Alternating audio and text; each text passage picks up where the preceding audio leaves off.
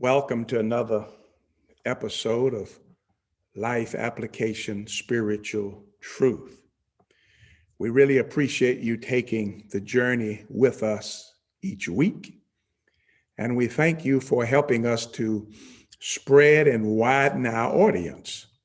If you have not subscribed to our YouTube channel, if you have not liked our Facebook page, then whichever means by which you are viewing this, go ahead and do so. And then post your positive comments, give us a thumbs up, and share this link in all of your social media outlets. We have been talking about the family, and we have arrived at the place where everybody wants to be. And that's where the Bible teaches that husband, love your wife. We're going to dig deep into this. We're going to uncover and expose some myths. And we're going to share some biblical truths that you might not have seriously considered before now. So it's going to take us several sessions to get to where we want to be. So get your front row seat. Tell all of your family and friends about what's available. And make sure that you do not miss a session. And make sure that your family and friends do not miss a session either. As we said in an earlier session, the Bible is the textbook for the family. When God created the universe, he created the family. And he gave us an instructional manual on how to live, exist, and coexist as a family unit. And part of those instructions is husband, love your wife. And he did not give us any exemptions, exceptions, or contingencies. He did not say this is to be done if. So there's nothing on the wife's part that solicits the husband's love. He is to love her regardless. Now, we'll talk about love and what it really is. And when you get a firm, fundamental understanding of what love really is, then you will be able to debunk Tina when she said, what's love got to do with it? You'll come out singing, love has everything to do with it. Now, let's do some fundamental reasoning here for a moment before we actually get to Ephesians 5, where the Holy Spirit said, husband, love your wife. Let's look in the background and see what we find. Within Genesis chapter 1, God presented the co-dominion relationship between male and female. And I want you to underscore in your mind, co-dominion relationship between the male and the female. Listen to what he said. Then God said, let us make mankind in our image and according to our likeness, and let them rule. Notice, he did not say let her rule. He did not say let him rule. He said let them rule over the fish of the sea, over the birds of the sky, over the livestock, and over all the earth, and over every crawling thing that crawls on the earth. So God created man in his own image. In the image of God, he created him, male and female. He created them. God blessed them, and God said to them, be fruitful and multiply and fill the earth and subdue it. Rule over the fish of the sea, over the birds of the sky, and over every living thing that moves on the earth. Notice, before sin entered the world, he did not place woman to rule over man, and neither did he place man to rule over woman. He gave them co-dominion relationship. Now, if you're going to understand the husband-wife relationship as God intended it, you need to put a peg in the ground right there and let nothing move you away from that. That is a fundamental truth that you need to remember, because that fundamental truth should remain as a permanent part of that which governs you in your understanding of what the male-female relationship should be. And this will help the husband as he processes his assignment to love his wife. All right, so we got the co-dominion relationship. Let them rule. All right, and then within Genesis chapter 2, now what we looked at a moment ago is Genesis chapter 1. Within Genesis chapter 2, God presented the headship relationship of the male to the female. He presented, now in chapter 1, we've got just the creation, the co-dominion. Chapter 2, he presented the headship relationship of the male to the female. Within Genesis chapter 3, God presented the curse that caused the gender combat between male and female. But now notice, in Genesis chapter 1, there was no gender combat. There was no conflict between male and female, because neither one was assigned rulership responsibility. They had co-dominion rulership. But by the time we get to Genesis chapter 3 and to where we are at verse 16, something had happened. Sin had entered. If we're going to understand the husband-wife relationship as we should, it will help us tremendously to look at it as God originally designed it before sin came into the world. But then look at it in view of now that sin has come into the world, something has been changed. Now look at verse 16 again. Within Genesis chapter 3, he presented the curse that caused the combat. Listen to verse 16.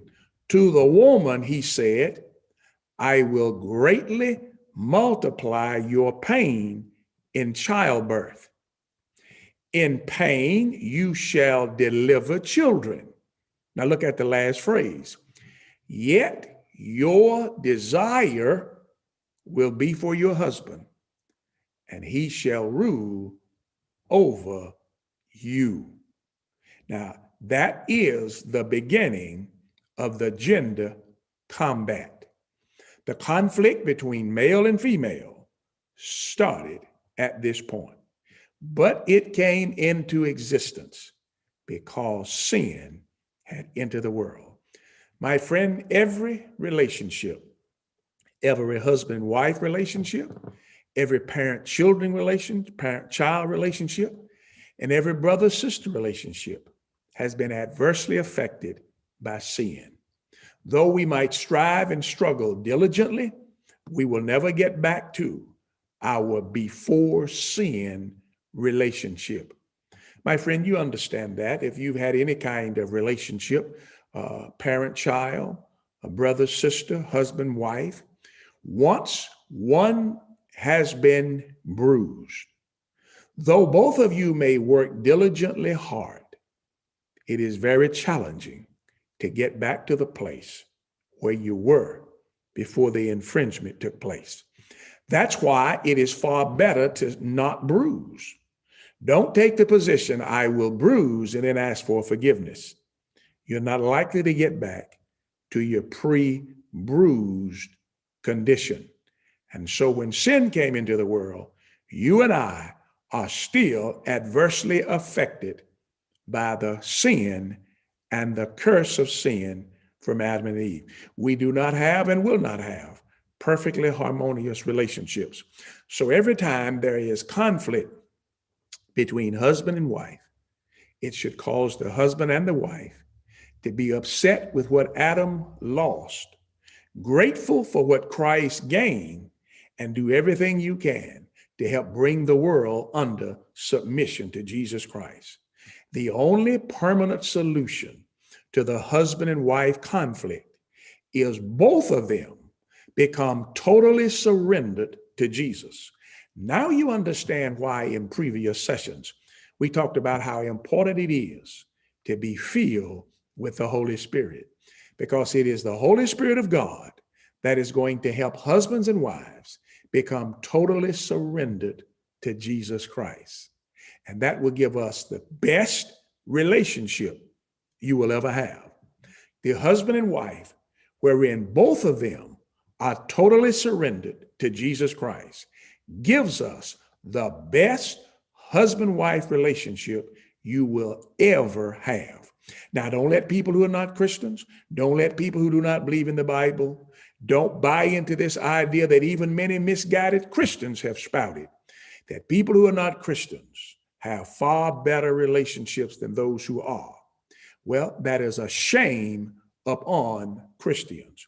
That is almost like saying that children who are not trained well by their parents have an advantage over well-trained children.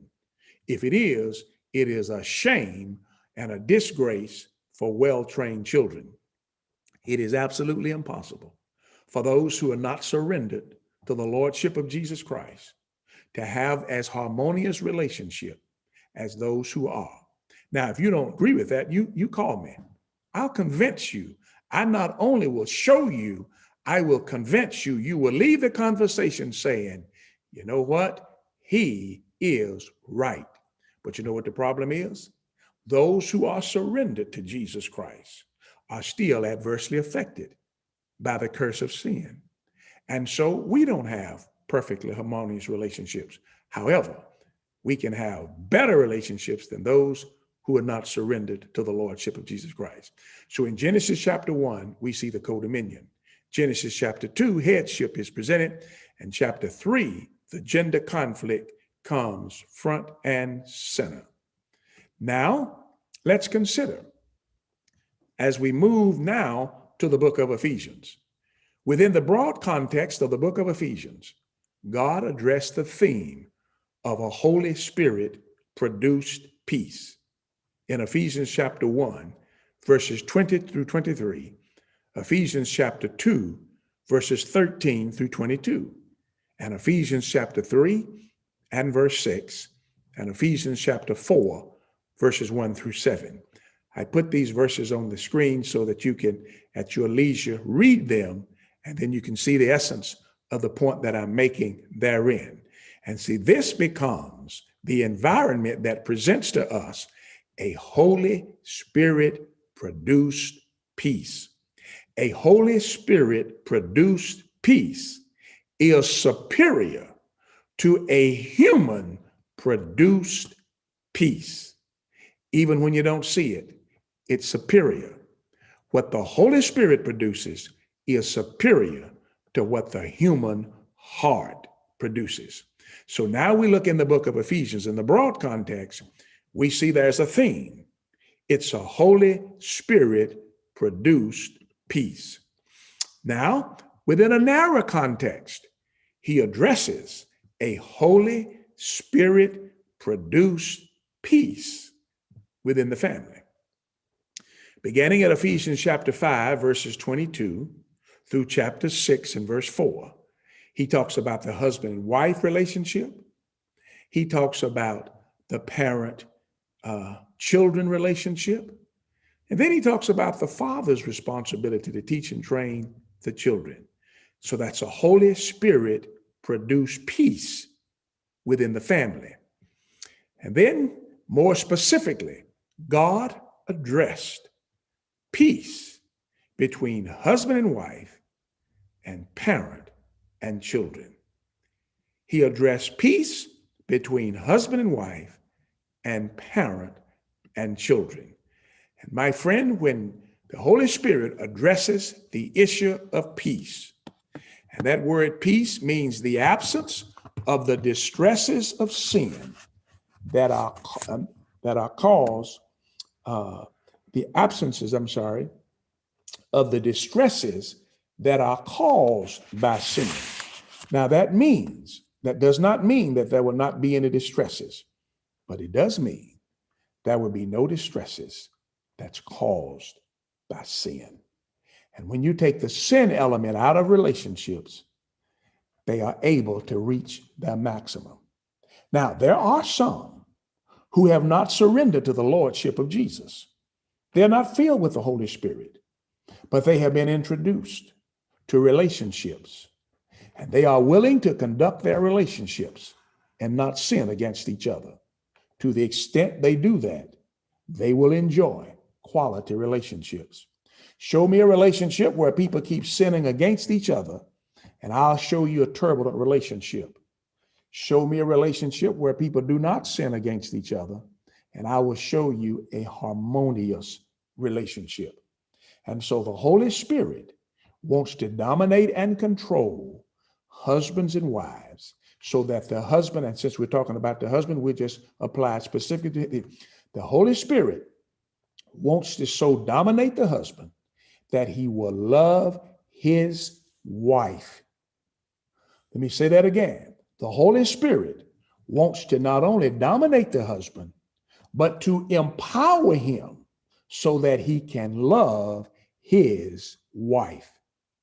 The Holy Spirit wants to dominate the husband and empower the husband so much that he will be able and willing to love his wife. I know you're excited about what you've heard, and you're mad at me because I'm fixing to end this session at this point. We're going to pick up next time and talk about what really is love. Many do not have a healthy view of love. Stay with us next time. Set your alarm clock so you can take the journey with us again.